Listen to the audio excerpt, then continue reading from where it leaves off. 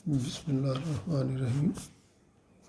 Last time हमने जो है मैट्रिसेस और उसकी मुख्तलिफ टाइप्स जो है इनसे मुतल्लक़ पढ़ा था। अब उनको यूज़ करते हुए ये एक्सरसाइज 2.1 इसमें हम आज हल करते हैं। ज़्यादातर तो ये MCQ से रिलेटेड है, लेकिन फिर भी जो है इसको डिस्कस कर लेते हैं। Find the order of a matrix. तो हम पहले देखते हैं कि ऑर्डर ऑफ ए मैट्रिक्स क्या होता है।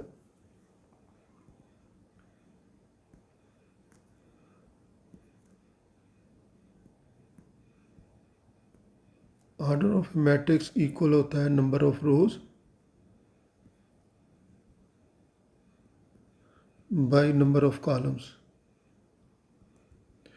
रोज की तादाद पहले होती है और कॉलम्स की तादाद बाद में होती है। तो अब इसको यूज़ करते हुए हम देखते हैं कि इसका जो फर्स्ट पार्ट है मैट्रिक्स ए गिवन है 1 3 0 2 0 1। तो फिर इस लिहाज से order of matrix A this is equal, इसमें 2 रोज है और इसको बाई पढ़ा जाता है 2 बाई, और इसमें 3 कॉलम्स हैं तो 2/3 इसका ऑर्डर होगा। ऐसे ही अगर जो है इसका फोर्थ पार्ट देखें डी, तो इसमें एलिमेंट्स हैं 2 1 6 8।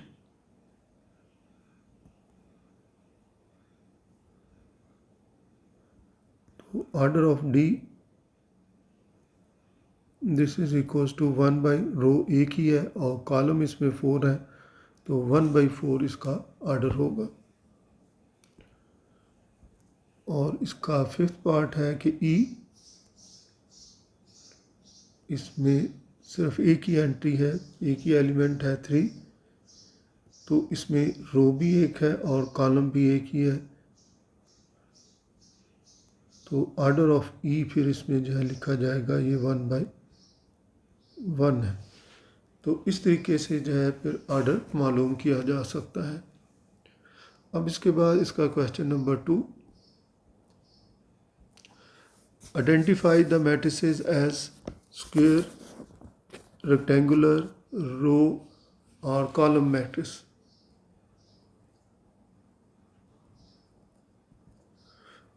इसमें आइडेंटिफाई करना है हमने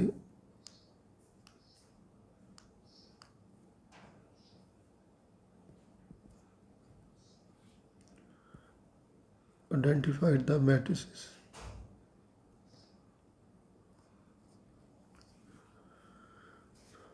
तो इसका फर्स्ट पार्ट है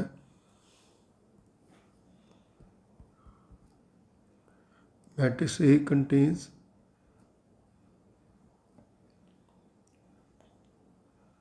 3 6 2 2 1 9। तो इसमें रोज 2 हैं और कॉलम्स 3 हैं तो ये इक्वल नहीं है। तो this implies that A is rectangular matrix.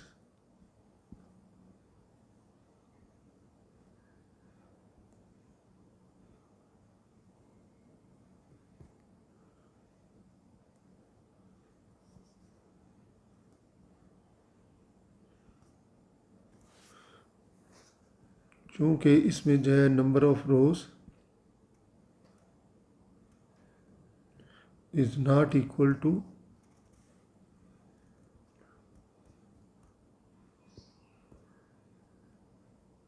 Number of columns, तो इसलिए जो है इसको रेक्टेंगुलर मैट्रिक्स कहा जाएगा। इसका सी पार्ट देख लेते हैं।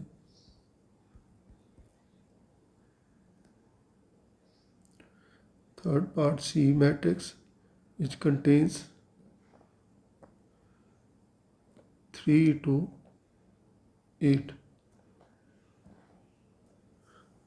So this implies that C is a column matrix.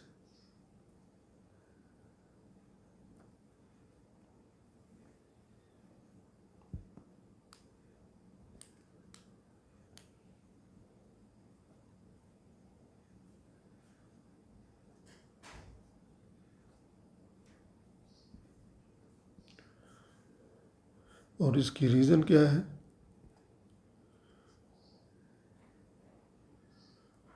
It's order is 3/1। चूँकि इसका ऑर्डर जो है 3 रोज़ और 1 कॉलम है, तो जिसमें कॉलम 1 हो उसको जो है कॉलम मैट्रिक्स कहा जाता है, जिसमें रो 1 हो उसको रो मैट्रिक्स कहते हैं, और जिसमें कॉलम 1 हो उसको कॉलम मैट्रिक्स कहा जाता है। ऐसे अगर इसका 6 पार्ट देखें तो ये F कंटेन 16, तो फिर ये इस मैट्रिक्स का ऑर्डर जो है वो सिंस ऑर्डर ऑफ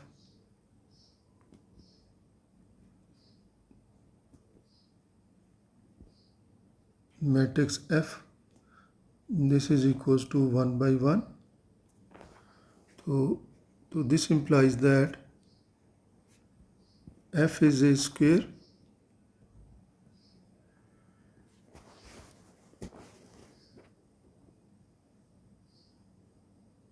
matrix, या इसको रो मैट्रिक्स भी कह सकते हैं,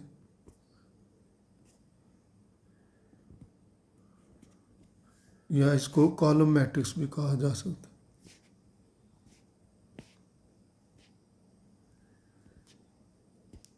जिसमें एक रो हो वो रो मैट्रिक्स होता है, जिसमें एक कॉलम हो वो कॉलम मैट्रिक्स होता है, और जिसमें रोज़ और कॉलम इक्वल हो, उनकी तादाद इक्वल हो, तो उसको जो है स्क्वायर मैट्रिक्स कहते हैं।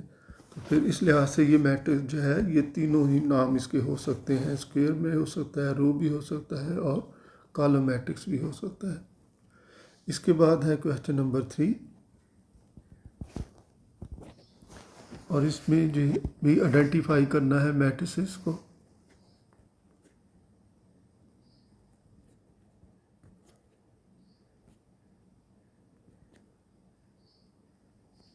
मैट्रिसेस एज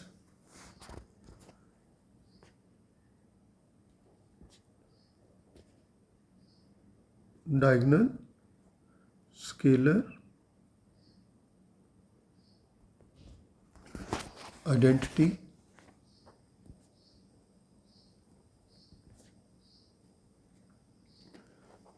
लोअर ट्रायंगुलर,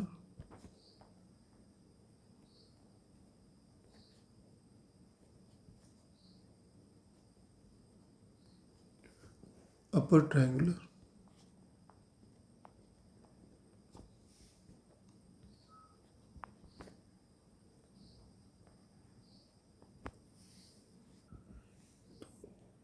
इसका जो है पहला पार्ट मैट्रिक्स ए कंटेन्स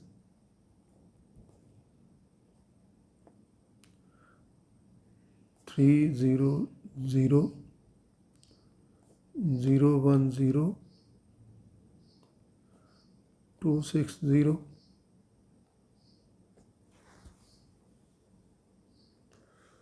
तो अगर हम इसको जो है क्रिटिकली देखें कि क्या ये डायगोनल मैट्रिक्स है, नहीं ये डायगोनल नहीं है। डायगोनल मैट्रिक्स उसे कहते हैं जिसके डायगोनल के अलावा बाकी तमाम एलिमेंट ज़ीरो हों, तो और जो डायगोनल है वही स्केलर हो सकता है, वही आइडेंटिटी भी हो सकता है, तो इसका मतलब ये स्केलर और आइडेंटिटी भी नहीं है। तो क्या ये लोअर ट्रायंगुलर मैट्रिक्स है जी? अगर किसी ट्रायंगुलर मैट्रिक्स के डायगोनल से ऊपर ज़ीरो हो तो वो लोअर ट्रायंगुलर मैट्रिक्स होता है। तो this implies that A is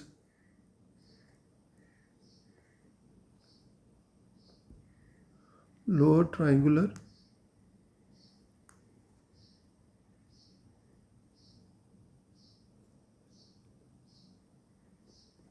matrix.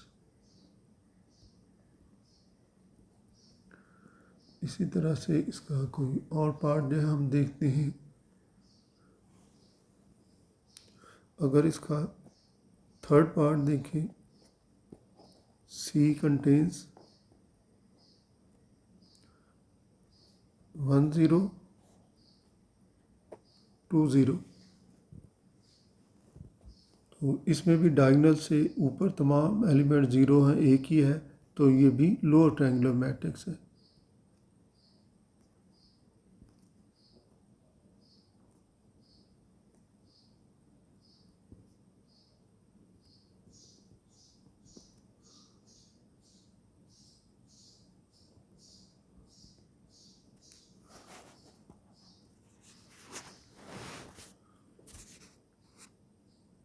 और उसके बाद इसका ई पार्ट देखते हैं कि ई मैट्रिक्स जो है,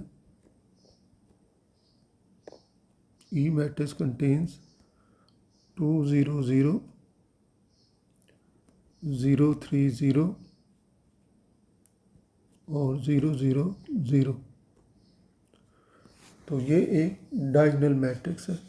चूँकि इसके डायगोनल के अलावा तमाम एलिमेंट ज़ीरो हैं और डायगोनल पे एटलीस्ट जो है वन एलिमेंट नॉन ज़ीरो होना चाहिए, तो इसमें दो जो है नॉन ज़ीरो हैं। तो this implies that E is a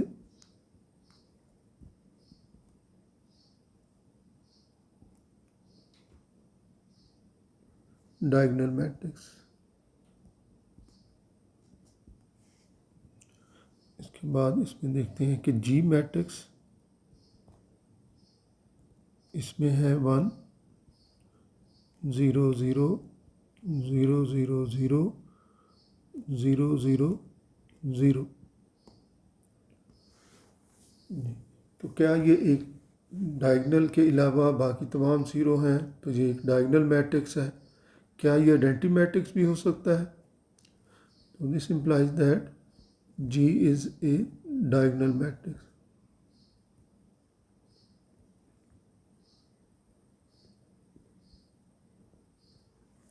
तो क्या ये आइडेंटिटी मैट्रिक्स भी हो सकता है? नहीं, ये आइडेंटिटी मैट्रिक्स नहीं है। आइडेंटिटी मैट्रिक्स के लिए ज़रूरी है कि डायगोनल पे सारे एलिमेंट मौजूद हों और वो 1 1 के इक्वल हो। तो ये 1 1 के इक्वल नहीं है, इसमें सिर्फ एक ही एलिमेंट है, तो ये सिर्फ डायगोनल मैट्रिक्स ही होगा। ये आइडेंटिटी मैट्रिक्स भी नहीं है और स्केलर मैट्रिक्स भी नहीं है। स्केलर मैट्रिक्स में डायगोनल पे तमाम एलिमेंट सेम होने चाहिए। इसके बाद है question number 4, find the transpose.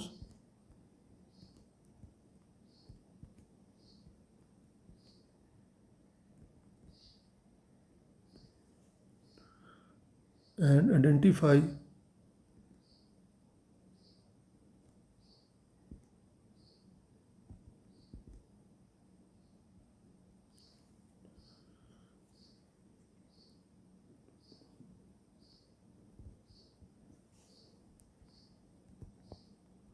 which one is symmetric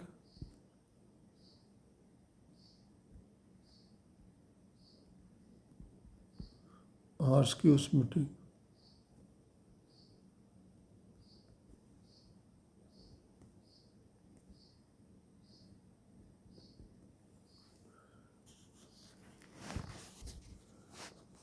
इसमें जो है अगर हम पहला मैट्रिक्स कंसिडर करें तो matrix A contains 2 0 square root 5 6 1 and 9। इसका अगर हम ट्रांसपोज करेंगे तो उसको ए के ऊपर स्मॉल टी लिखने से जो है डिनोट किया जाता है ए ट्रांसपोज। तो इसमें एक तो तरीका ये हो सकता है कि हम पहले मैट्रिक्स लिख लें और इसके ऊपर भी एक स्मॉल टी लिख दें। अब इसको रोज़ और कॉलम्स को इंटरचेंज कर दें। रो को कॉलम बना दिया जाए, तो पहली रो है 2 0, उसको कॉलम बना दिया, और ये दूसरी है स्क्वायर रूट 5 6 और तीसरी रो है इसमें, इसको कॉलम बना रहे हैं 1 9। तो इसलिए जो है ये इसका ट्रांसपोज इसके इक्वल आ गया। तो ये ना तो ए के इक्वल आया है और ना ही ये माइनस ए के इक्वल, नेगेटिव ए के इक्वल आया है। तो फिर इस लिहाज से इस मैट्रिक्स को हम ना तो कहेंगे कि ये स्क्यू सिमेट्रिक है और ना ही ये not equal to A,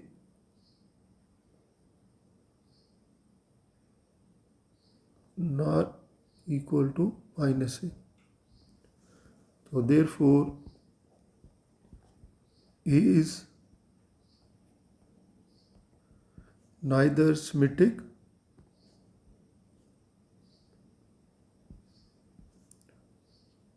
or not skew symmetric।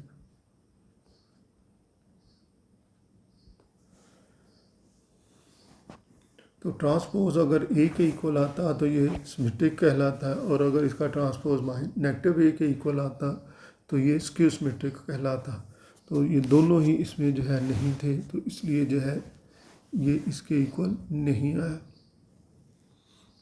इसका सी पार्ट देखते हैं कि सी इक्वल है 2692। तो इसका अगर हम ट्रांसपोज करें सी ट्रांसपोज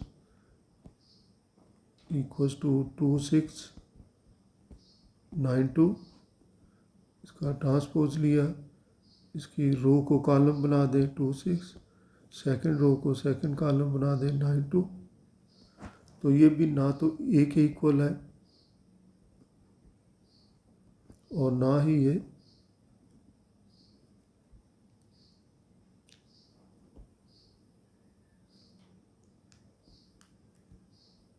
नेगेटिव ए के इक्वल। तो therefore neither is symmetric nor skew symmetric। This implies that A is neither symmetric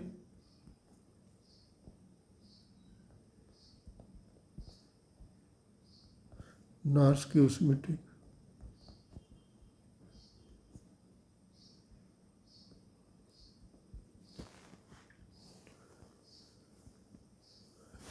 इसी तरह से बाकी भी जो इसके पार्ट्स देखे जा सकते हैं कि अगर वो ए के इक्वल आ जाए तो सिमेट्रिक कहलाएंगे, और अगर नेगेटिव ए के इक्वल आए तो स्क्यू सिमेट्रिक होंगे।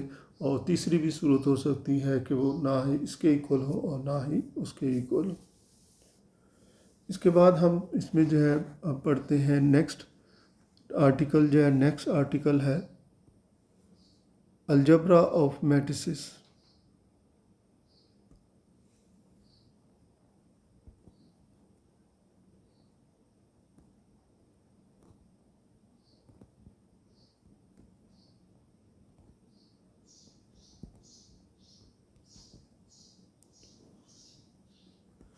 तो ये असल में आर्टिकल है जो कि पहले एसएलओ से रिलेटेड है। पहली एक्सरसाइज जो है ये सिर्फ रिवीजन थी, जो कुछ आपने जो है पहले मैट्रिक में मैट्रिसेस से मुतल्लिक जो है पढ़ा हुआ है, ये वही चीज़ें थी। अब जो है अलजबरा, इसमें जो है हम पढ़ते हैं कि मैट्रिसेस को ऐड कैसे करते हैं, मल्टीप्लाई कैसे किया जाता है और सबट्रैक्ट कैसे होते हैं। तो इसके जो है पहले एक एक करके डेफिनेशन जो है देख लेते हैं और फिर इसके बाद जो है एक्सरसाइज इसमें देखेंगे। तो पहला है scalar multiplication.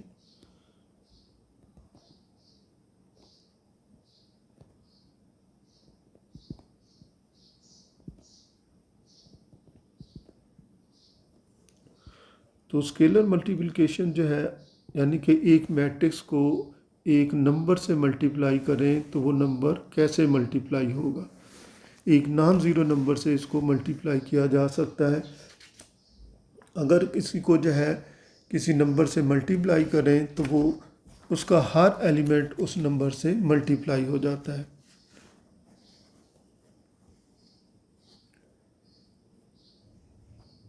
If A matrix is multiplied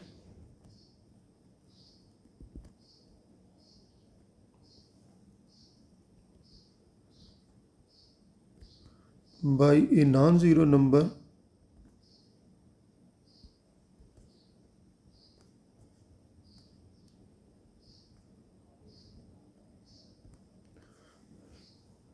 तो then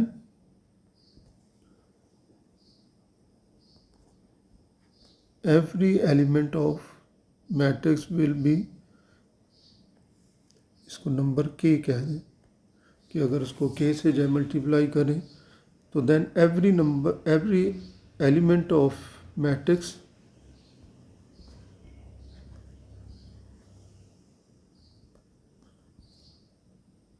will be multiplied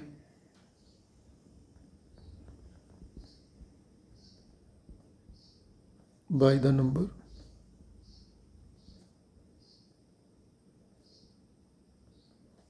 अब इसमें मिसाल के तौर पे हम देखते हैं, फॉर एग्जांपल अगर एक मैट्रिक्स हमें दिया गया है, इफ A contains 3 2 1 4 -3 5,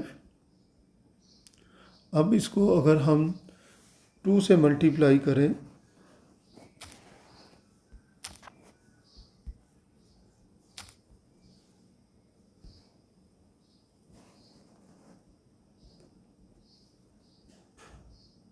तो देन 2A,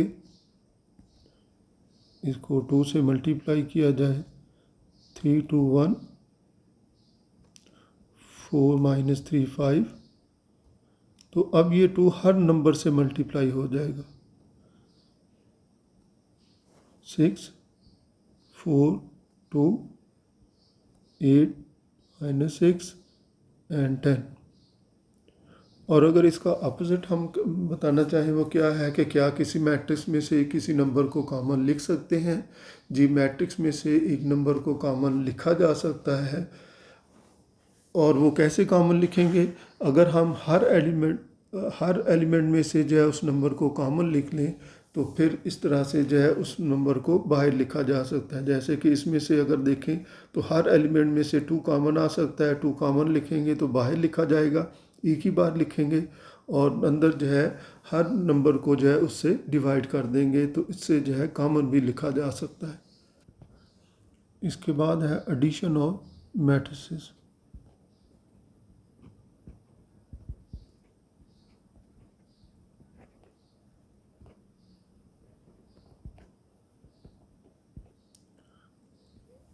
तो इसमें हम जो है कहेंगे कि 2 मैट्रिसेस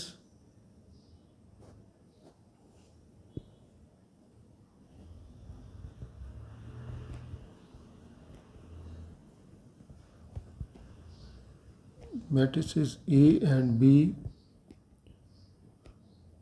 ऑफ सेम ऑर्डर, यानी कि सिर्फ सेम ऑर्डर के मैट्रिसेस ऐड हो सकते हैं। 2 matrices A and B of same order will be added if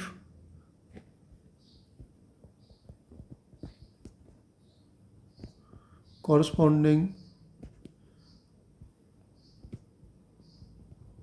elements of A and B are added.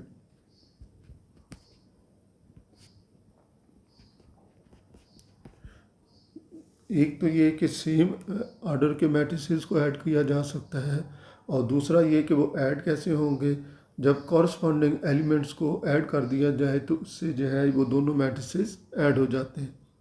यानी कि एक मैट्रिक्स के फर्स्ट रो का फर्स्ट एलिमेंट दूसरे मैट्रिक्स के फर्स्ट रो के फर्स्ट एलिमेंट में ही ऐड होगा और इसी तरह से जो है फर्स्ट रो का सेकंड एलिमेंट फर्स्ट रो के सेकंड एलिमेंट में ही ऐड होगा। और इसी तरह से जो है सब्ट्रैक्शन ऑफ मैट्रिसेस,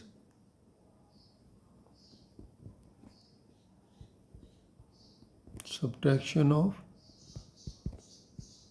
मैट्रिसेस, तो इसमें भी जो है मैट्रिसेस को सेम ऑर्डर का होना ज़रूरी है। 2 matrices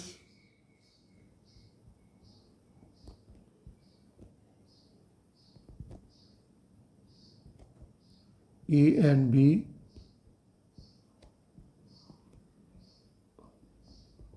of same order will be subtracted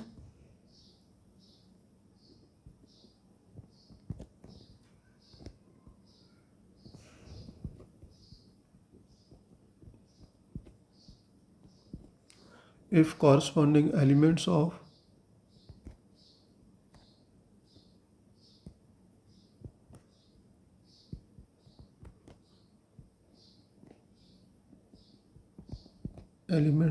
A and B are subtracted,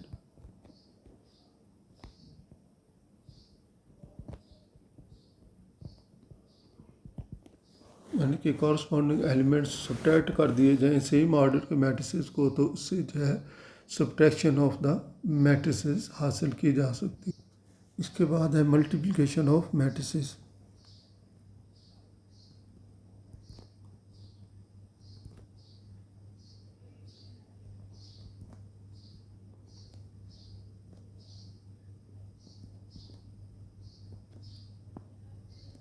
यानी कि दो मैट्रिसेस को मल्टीप्लाई कैसे किया जा सकता है।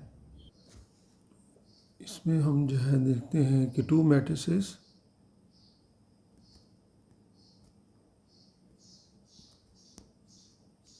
A and B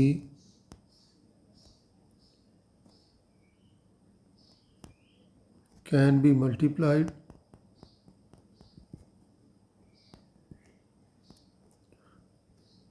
for product AB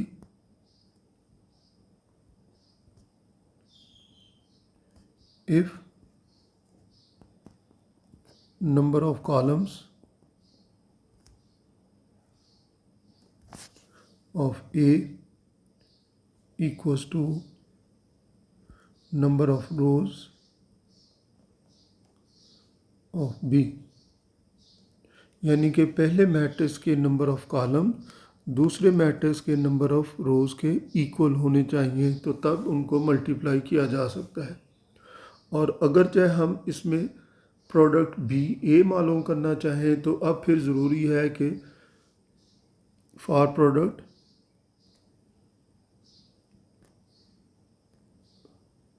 B A number of columns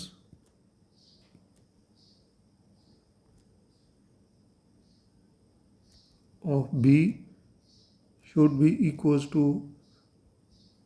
number of rows of A। तो जो पहले आता है उसके नंबर ऑफ कॉलम्स जो बाद में होता है उसके नंबर रोज इक्वल होने चाहिए। इन जनरल जो है ये हमें जहन में रखना चाहिए। ए बी प्रोडक्ट जो है ये बी ए प्रोडक्ट के इक्वल नहीं होता। बाद सूरतों में तो हो सकता है कि अगर हम ए को बी से मल्टीप्लाई कर सकते हो तो बी को ए से मल्टीप्लाई ही ना कर सकें, लेकिन अगर मल्टीप्लाई कर भी सकते हो तो तब भी जो है वो इन जनरल इक्वल नहीं हो सकते। कोई ख़ास किस्म के जो है मैट्रिसेस हो सकते हैं कि जिसमें वो इक्वल हो। अब इनको मल्टीप्लाई कैसे किया जाएगा ये फिर हम एक्सरसाइज के सवालों में देखेंगे कि इन ऐसे मैट्रिसेस को कैसे मल्टीप्लाई किया जा सकता है। इसमें अब हम जो है ये प्रॉपर्टीज़ हैं, तो प्रॉपर्टीज़ इसमें से चांदे की वो जो है डिस्कस की हुई हैं, बाकी जो है जैसे जैसे सवालों में आएंगे तो हम उसको देखते जाएंगे।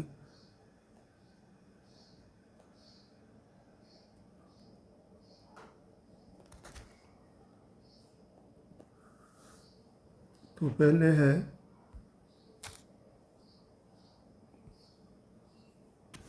Commutative property.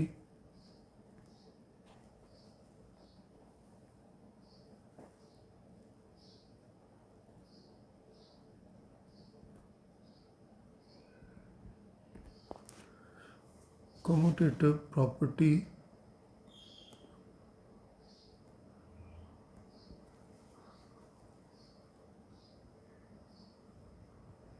holds in matrices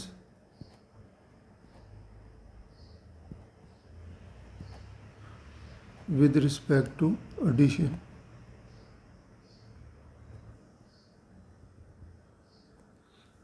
That is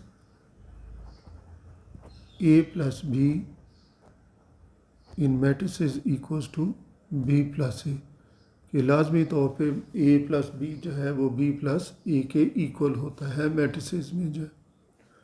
इसके बाद इसकी दूसरी प्रॉपर्टी है commutative property.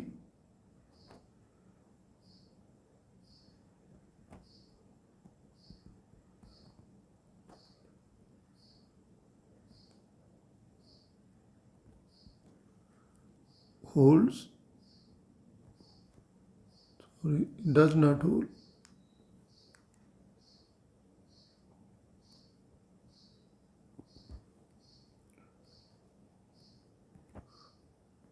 In matrices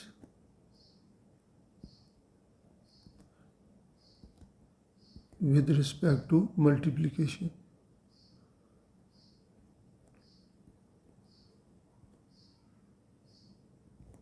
multiplication के लिहाज से जो है ये प्रॉपर्टी इसमें होल्ड नहीं करती। दैट इज़ ए बी, यानी कि तरतीब अगर आप चेंज करें, अगर तो तरतीब चेंज करने से इक्वल रहे वैल्यू तो फिर कम्यूटेटिव प्रॉपर्टी होती है, और अगर तरतीब चेंज करने से वो इक्वल ना रहे तो फिर उसमें कम्यूटेटिव प्रॉपर्टी होल्ड नहीं करती। अब इसमें एक तीसरी है कि अगर हम ट्रांसपोज लें एक प्रोडक्ट का तो वो किसके इक्वल होगा। A B whole transpose equals to B transpose into A transpose, यानी कि ट्रांसपोज करने से जो है तरतीब चेंज हो जाती है, मल्टीप्लिकेशन में तरतीब चेंज हो जाती है। ए बी का होल ट्रांसपोज इसके इक्वल आएगा। ऐसे अगर जो है इसकी दो की बजाय तीन हो जाए, A B C whole transpose हो, तो फिर इसको कैसे आएगा। तो इसमें यह है कि हम पहले दो पे अप्लाई कर लें इसको जो है, तो ये B C transpose into A transpose आ जाएगा। बी सी को पहले लिख दिया ए के बाद, इसमें बी पहले ए बाद में कर दिया, इसमें बी सी पहले आ जाएगा और ए बाद में आ जाएगा। और अब इस पर ट्रांसपोज करेंगे तो C transpose into B transpose और इंटू ए ट्रांसपोज आ जाएगा। तो ट्रांसपोज प्रोडक्ट का ट्रांसपोज करने से जो है मैट्रिसेस की तरतीब चेंज हो जाती है, अपोजिट जो है डायरेक्शन में वो मल्टीप्लाई हो जाते हैं ये मैट्रिसेस जो है। तो ये प्रॉपर्टी जो है इसको याद रखना है। ऐसे ही जो है ये A B whole A plus B का होल ट्रांसपोज हो तो ये A transpose plus B transpose के इक्वल होता है। तो एडिशन में तरतीब चेंज करें या ना करें फ़र्क नहीं पड़ता, जो है B transpose plus A transpose लिख लें तब भी यही चीज़ है, कोई फ़र्क नहीं है इसमें जो है। तो इसको जो है इसके इक्वल लिखा जा सकता है। ऐसे अगर एक से ज़्यादा हो जाए, ए प्लस बी प्लस सी हो जाए या इससे भी ज़्यादा हो जाए, तो हर एक का ट्रांसपोज अलग अलग हो जाएगा। A transpose plus B transpose plus C transpose इसमें आ जाएगा। तो आज का लेक्चर हम इसी पे जो है ख़त्म करते हैं, क्योंकि इसके बाद फिर अब एक्सरसाइज जो है शुरू होगी। तो एक्सरसाइज में जो कुछ हमने आज पढ़ा है इसको हम यूज़ करते हुए नेक्स्ट एक्सरसाइज जो है और नेक्स्ट SLO के ये जो पहला SLO है उसी को जो है हम डिस्कस करेंगे एक्सरसाइज में इंशाल्लाह।